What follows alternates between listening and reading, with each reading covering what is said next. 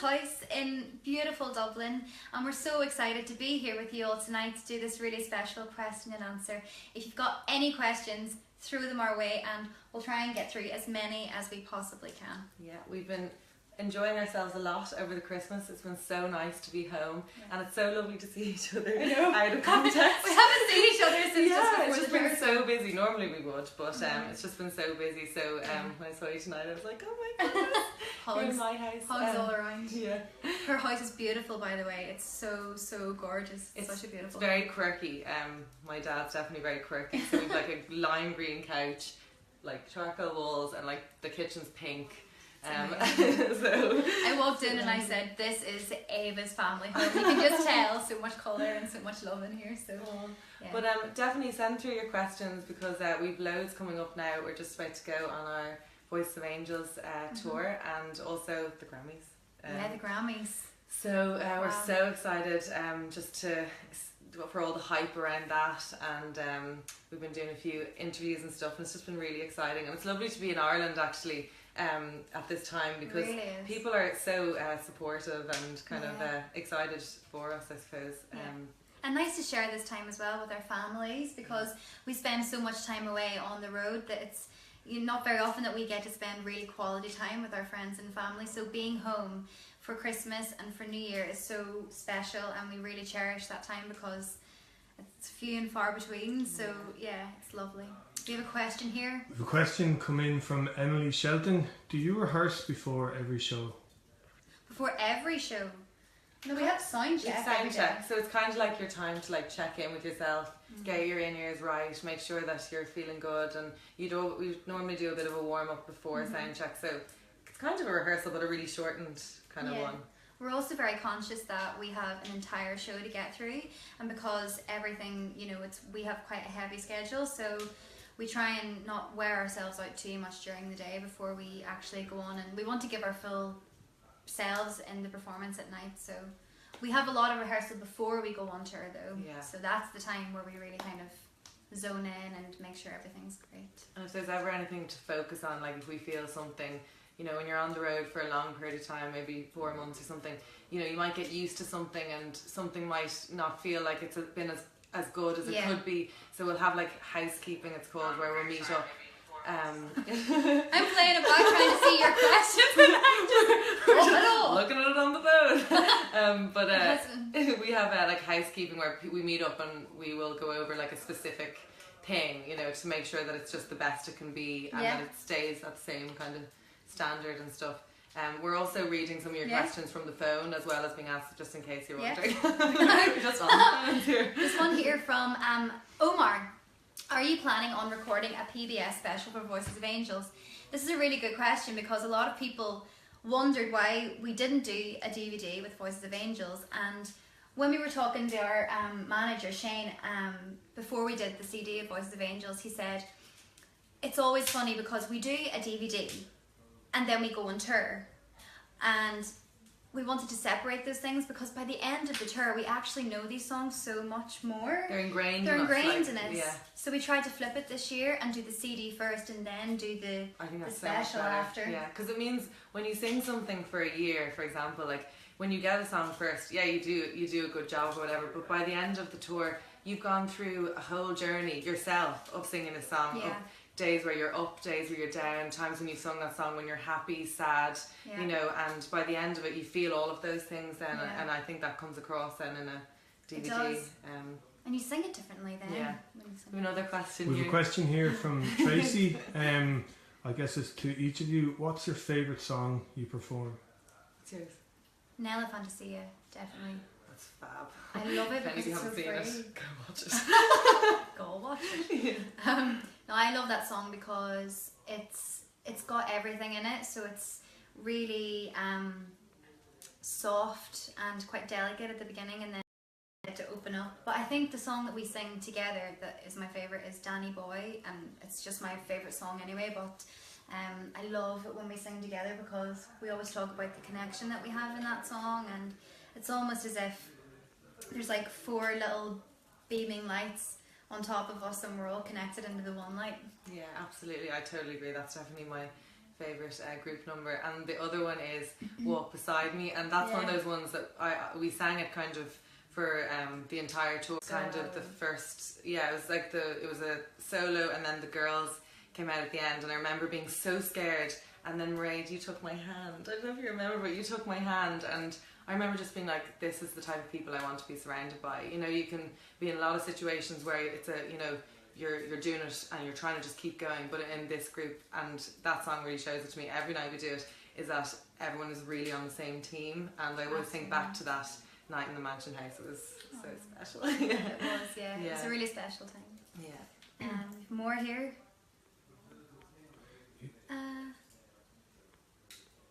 Here's one from Christoph Kramer.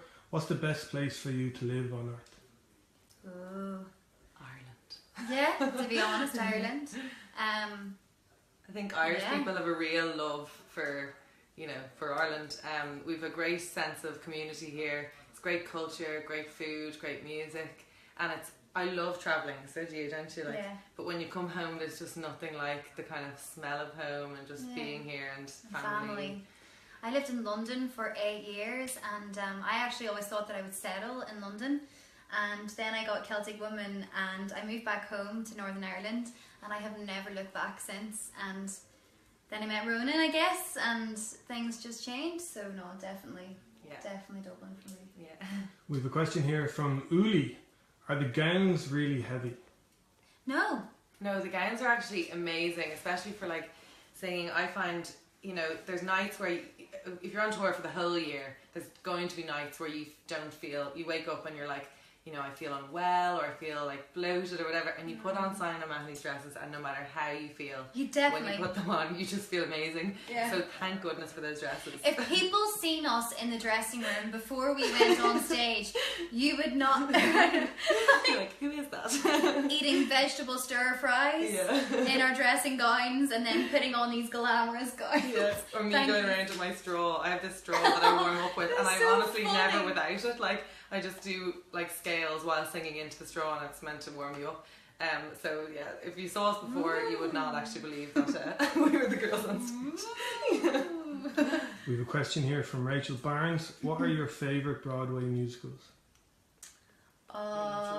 There's quite a few. I'm a really classics girl, so I'm like Showboat, Carousel. I actually love Stephen Sondheim. He's one of my favourite composers, and I love A Little Night Music because it's really geeky. It's not. It's Actually, amazing. it's so embarrassed that I know this. Look it up. Everything is on variations of 3/4 time, so every single song in that show is a variable of 3/4, and I think he's really, really brilliant. Do you have one more? We have one here from Justin Donnell. How do you entertain yourselves from location to location? Well, we are very good at going and finding good coffee shops in the morning, and I suppose working out as well is and that's also good for your mind as well as kind of doing stuff. But Mairead is amazing. Sorry, I'm not good at this. I'm just so lucky to have a friend like Mairead because she is so good at finding places that are really unusual. So not your average place, somewhere that's kind of a local business and also vegan food. So like before I joined, I never really would have known much about vegan food, and I never would have thought it was a way to kind of that I could eat. I actually love it, and when we're away, I find it keeps me really kind of centered. It's really nice. Definitely. And, so it's a focus as well, because when you're away, sometimes it's hard to find places to eat or whatever. Where if you find like a cool little vegan place that's kind of tucked away, you're discovering more about that place as well. The hidden gems. The hidden gems, yeah. We've one here from Kennedy Gibson. Hi, Kennedy. Hi. What's your favourite memory with Celtic Woman? Wow, God, there's a few. I think my favourite memory is the Destiny DVD. Again, my daddy was really unwell at the time, and he couldn't walk basically, and he was in a wheelchair, and he was sitting at the front with my mom and her best friend Isabel and Damien, and he stood up at the end of Westering Home, and I came off and burst out crying. And I think if you look at that DVD and you see like me at the end, I'm like trying to hold back those tears because he was standing in front of me and he was up on his feet. So that's one of my favourite memories of Celtic Woman. Yeah, that was amazing. My favourite memory, I've had lots of amazing memories, but it would probably be Destiny as well.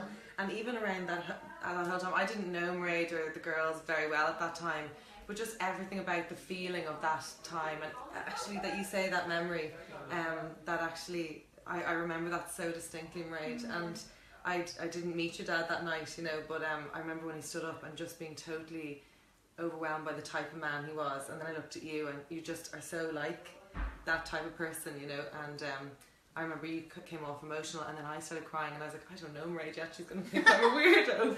But that's we're why kind of friends from the beginning. That kind of, I've had loads of amazing memories, but Destiny started me off in Celtic Woman. It was like my first week, and so definitely it's the lasting memory. There's a really my first week. Eabha, it's so funny because when Eabha first joined Celtic Woman, it was when we were doing Cheer na Nog, and Eva's first week of joining Celtic Woman, she found herself in woods dancing to Cheer You can see na that on Nog. YouTube too if you want. And she was like, what am I doing? I was like, what is this group? I thought this is like, you know, just different, but anyway. One here from Paul Rizzo. Who do you look up to the most? Who do you look up to the most? I look up to people that have a positive message on the world, or, you know, just try and do things as pure as they can. I look up to people like singers like Ellen Manahan Thomas. She's the most beautiful singer. She sings with a group called The 16. And it's just, her singing is so honest and so pure and so real. Yeah, what about you? I probably look up to people like my granny. I'm very close to my granny. She's actually going to be my maid of honour, Shani. Are you? Yeah. Sorry, that's just What? You're great. big news. Sorry, I have to hug her. My granny's she's 84 and she's just the most amazing She's woman, full amazing. of life, so positive, I'm and gonna fix myself. yeah, so she's definitely my idol and role model. I'm gonna drop my phone. My mommy as well. I Yeah. look up to my mommy. She's the most incredible Amazing woman. woman. What's your favourite place to play in the US? That's coming in from Lauren Walters. Oh, Detroit, Fox Theatre. I mean, so much history in there. We signed our name beside like Diana Ross and One Direction, which is hilarious. And Red Rocks, Colorado. We've I played there the gigs first there. time I this year. know. I know, it's so cool. And Radio City. Gosh, there's Wolf Trap. It's really awesome. That's where I went to see the girls before I was in the group. I went to see them, and it was literally thunder, lightning, hailstones, and I was like, oh, there won't be a show, like obviously people are not going to come, and there was literally 7,000 people or something just piled in while rain was coming sideways at them, and I was like, that's dedication. I want to be in this group. our tour manager JJ was like, so if you hear anything coming through your in-ears telling you to get off stage, just get off stage really, really quickly and go straight down to the basement. This There was was just actually before thunder we and went lightning. on for Orinoco Flow, and we could see the thunder, or the lightning coming down in front of us because it's like half an amphitheatre. And Susan's really afraid of lightning, wasn't Yeah, she? she's like, It was so brave of her, like, because to be afraid of it, but Yeah. you were all brilliant, amazing. One here from Katie Perkins. What song was your hardest to learn, and how do you accomplish it? Hardest to learn. There's some wordy songs. I remember doing She the Wamoy, and only that I had done it before, like in primary school. But I remember being like, imagine having to learn this. It's so wordy and it's in the Irish language. But yeah, what would you do? Dulamon for me. I did a brief stint of singing Dulamon in when we did the UK tour, and I mean I grew up singing Irish songs, but I was never like taught Irish, you know, growing up or anything like that. It's not really done in the north that much. And so our resident Irish speaker here, I was like, Ava, please help me. And you did, and it was like, I really, really enjoyed singing that. But you're great, because even though if Mairead doesn't have the language, you have the gloss. Like when you speak Irish, it sounds natural. You sound like you speak it, so there wasn't much work to be done. I'm actually singing, we found out the set list today for Voices of Angels. It might be changed a little bit, but I'm singing Duna Man in the new show. Yeah, cool. the new. Yeah, that's a great tune. Do you have another question here for us, Maestro? We have one here from Michael McConnell. Do you girls have any pets? If so, what are they? Oh, I do, and he's actually here somewhere, but he's like a little old man, so he's in the kitchen. And if I got him, he probably wouldn't perform. He probably wouldn't get up on the couch, and it would just be a waste of time. But his name's Digby. He's a cute little guy. Do you have pets? I had a dog. Oh, this is a horrendous story. I had a dog called Bono, and I loved him so much. And then sorry Deirdre, by the way, I'm going to tell the story. But we went away on holidays. Deirdre's my cousin. Deirdre said she would look after the dog, and when we came back from holidays, she'd let him out the back door, and he was never seen again. Oh, Mairead. Oh no, poor Bono. What a name for the dog too. 1 a.m. See if there's any more questions coming in here as well. Are you going to make a DVD this year? We hope to, but we're on tour so much that it's always last minute. So when we get back in July, we'll decide then if we're going to do one in August. But we're really, really hoping to do one for Voices of Angels. Do you like Glenn and Ronan songs? We love Glenn and Ronan. We are big fans. My husband. Yeah. Shout out to Glenn and Ronan. Anyway, guys, thank you so much for tuning in, and we hope to see you all on the road somewhere. The next time we'll be back in our dresses again, but it's been nice to do a casual sit down and to answer your questions. We love you. Bye, Slán.